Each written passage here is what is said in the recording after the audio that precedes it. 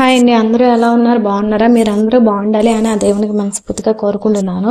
ఈరోజు కొన్ని మంచి టిప్స్తో అయితే మీ ముందుకు వచ్చేసానండి. ఈ టిప్స్ అన్ని స్టార్ట్ చేసే ముందు చిన్న రిక్వెస్ట్, మన ఛానల్ని మీరు ఫస్ట్ టైం చూస్తే వెంటనే సబ్స్క్రైబ్ చేసుకోండి. ఇంకా లేట్ చేయకుండా ప్రతి టిప్ని చూసేద్దాం.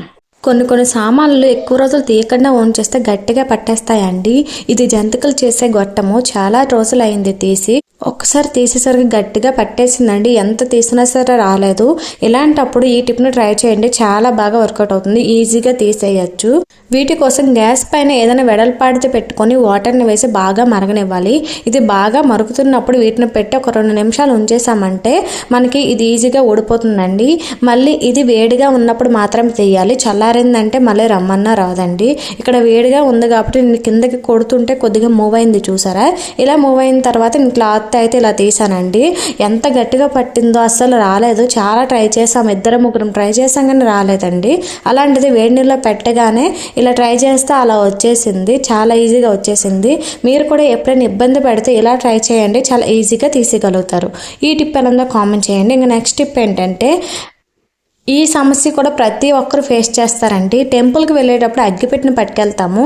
అయితే అది తడిసిపోతుంది కదా, తడిసిపోయి అగ్గిపెట్టి ఇంకా రమ్మన్నా రాదు. పుల్లలు తీస్తాం కానీ ఎన్ని తీసినా సరే మనకి అగ్గి అనేది రాదు కదండి. అలాంటప్పుడు ఈ టిప్ ట్రై చేయండి, చాలా నీట్గా వర్కౌట్ అవుతుంది. ఏం లేదండి, ఎప్పుడైనా అగ్గిపెట్టి తడిసిపోతే వాటిపైన కొద్దిగా పౌడర్ని వేసి ఇలా తుడిచేయండి. ఆ తర్వాత మీరు అగ్గిపుల్లని నీట్గా తీసుకుంటే సరిపోతుంది. మళ్ళీ యథావిధిగా అగ్గిపెట్టిని వాడేసుకోవచ్చు, పడేయాల్సిన అవసరం కూడా లేదండి. మీకు ఇక్కడ లైవ్లో నేను చూపిస్తున్నాను చూడండి, వాటర్లో వేసి మరీ చూపించాను, అందుకని ఒకసారి ట్రై చేసి చూడండి. ఈ టిప్ ఎలా ఉందో కామెంట్ చేయండి. ఇప్పుడు నెక్స్ట్ టిప్ ఏంటో చూసేద్దాం. ఏవైనా పాత క్లాత్లు పనికిరామని పడేస్తాం కదా, కానీ వాటిని కూడా మనం యూజ్ చేసుకోవచ్చు. ఇక్కడ నేను ఒక క్లాత్ని తీసుకుని ఈ విధంగా చిన్న చిన్న ముక్కలుగా కట్ చేసుకున్నాను. మీకు ఎన్ని కావాలంటే అన్ని కట్ చేసుకోండి.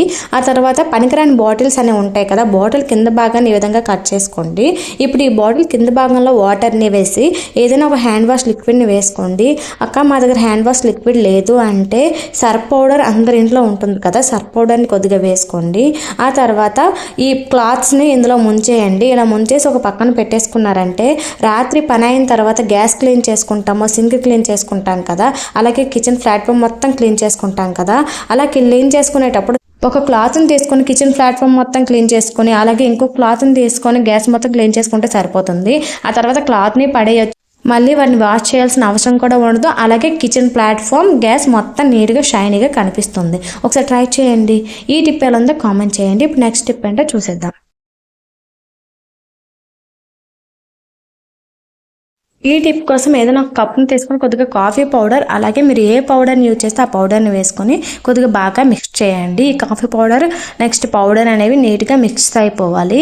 ఇలా మిక్స్ అయిన తర్వాత ఇందులో మీరు ఫెయిర్ అండ్ లవ్లీని అయితే యాడ్ చేసుకోండి. అంటే మీరు ఏ క్రీమ్ అయితే యూజ్ చేస్తారో ఆ క్రీమ్ని యాడ్ చేసుకోండి. నేను ఫెయిర్ అండ్ లవ్లీ రాసుకుంటాను కాబట్టి ఫెయిర్ అండ్ లవ్లీని వేసుకున్నాను. ఆ తర్వాత కొద్దిగా రోజ్ వాటర్ని వేసి వీటిని బాగా మిక్స్ చేసుకోండి.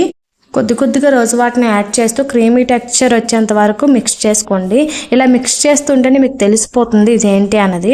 ఒక్కొక్కసారి సడన్గా బయటకు వెళ్ళేటప్పుడు ఫౌండేషన్ అనేది అయిపోతుంది కదండి, అప్పటికప్పుడు కొనాలి అంటే కుదరదు కదా. అలాంటి టైంలో ఇంట్లోనే ఇలా ప్రిపేర్ చేసుకున్నామంటే ఇది అచ్చం ఫౌండేషన్ లాగా ఉంటుందండి. ఎవరికి తెలియదు కూడా ఏం మనం పెట్టాము అన్నది కూడా. అంత షైనీగా కనిపిస్తుంది, అంత నీట్గా ఉంటుంది. ఒకసారి ట్రై చేయండి. ట్రై చేశాక మీకు ఎలా కుదిరిందో కామెంట్ చేయండి. ఇప్పుడు నెక్స్ట్ టిప్ ఏంటో చూసేద్దాం. కొందరికి ఫౌండేషన్ పెట్టడం ఇష్టం ఉండదు, అలాంటి వాళ్ళకి ఈ టిప్ చాలా బాగా వర్కౌట్ అవుతుంది. ఫెయిర్ అండ్ లవ్లీ అలాగే పౌడర్ ఈ రెండు తీసుకుని మిక్స్ చేసి అప్లై చేసుకున్నామంటే ఫేస్ చాలా షైనీగా కనిపిస్తుందండి. ఫెయిర్ అండ్ లవ్లీ అప్లై చేసి పౌడర్ తర్వాత అప్లై చేసేదానికి, fair and lovely powder mix చేసి అప్లై చేసేదానికి చాలా డిఫరెన్స్ ఉందండి. ఒకసారి ట్రై చేయండి, మీకు రిజల్ట్ కనిపిస్తుంది. ఇలా అప్లై చేశాక మీరు అప్లై చేసుకున్నారంటే వీటిపైన వాటర్ పడినా సరే అంత వేగంగా వదలదండి. మనకి ఆ షైనీనెస్ అయితే అలానే ఉంటుంది. ఒకసారి ట్రై చేయండి.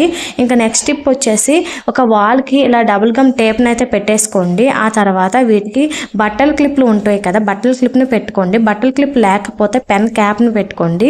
ఇప్పుడు వీటిని ఎలా యూజ్ చేయాలో చెప్తాను. షాంపూ వాడేటప్పుడు అమ్మాయిలమైతే షాంపూ ప్యాకెట్ మొత్తం వాడేస్తాం, కానీ అబ్బాయిలకైతే అంత అవసరం లేదు కదా. వాళ్ళు సగం వాడేసి పక్కన పెట్టేస్తారు. అలా పెట్టేటప్పుడు ఆ ప్లేస్ అంతా పడిపోతుంది, షాంపూ కూడా వేస్ట్ అయిపోద్ది కదా.